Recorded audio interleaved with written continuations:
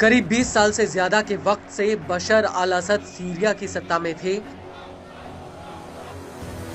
इस दौरान उन्हें रूस और ईरान का खूब सपोर्ट मिला और पुतिन के सपोर्ट के दम पर ही असद अभी तक विद्रोह की आग को कुचलने में कामयाब हुए थे।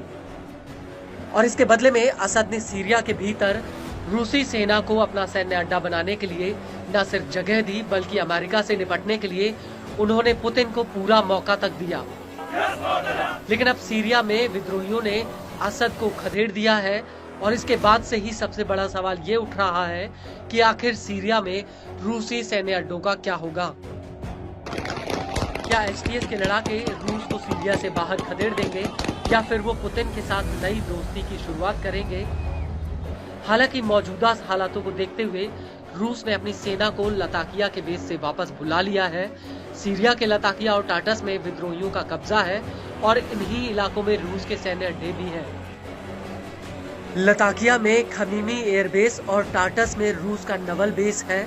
आपको बता दें कि टाटस रूस के लिए बेहद ही अहम है, क्योंकि इस बेस से रूसी सेना की सीधी पहुंच भूमध्य सागर तक है।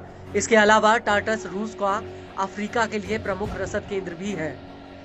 लेकिन गौर करने वाली बात यह है कि विद्रोहियों ने अभी तक इन सैन्य अड्डों पर हाथ नहीं डाला है। द वॉर जोन ने अपनी एक रिपोर्ट में ये बात कही है। वहीं रूसी मीडिया का कहना है कि विद्रोहियों ने फिलहाल ऐसा कोई कदम नहीं उठाया जिससे रूस के इन ठिकानों को नुकसान पहुंचे। हालांकि खमीनी एयरबेस से MiG-31 फॉक्सहाउंड विमान को निकाल लिया गया है, जबकि दूसरे जेट्स अभी भी वहां पर हैं। इसके अलावा रूस ने तुर्की सीरिया बॉर्डर पर तैनात अपना टोचका यू बैलिस्टिक मिसाइल सिस्टम भी हटा लिया है। रूस ने खमीमी एयरबेस से S-400 long range Sam battery air defence system भी हटा लिया है। रूस के नौसैनिक जहाज टाटस छोड़कर समुद्र में चले गए हैं, लेकिन सैटेलाइट तस्वीरों से पता चलता है कि फिलहाल टाटस के पास रूस के कुछ जहाज अभी भी मौजूद हैं। इस सब के बीच आपको ये भी बता दें कि सीरिया में अपने सैन्य अड्डों को लेकर रूस के विदेश मंत्रालय के प्रवक्ता दिमित्री पेस्केव का एक बयान आया है। उनका कहना है कि वो सीरिया की सत्ता संभालने वालों से इसको लेकर जरूर बातचीत करेंगे।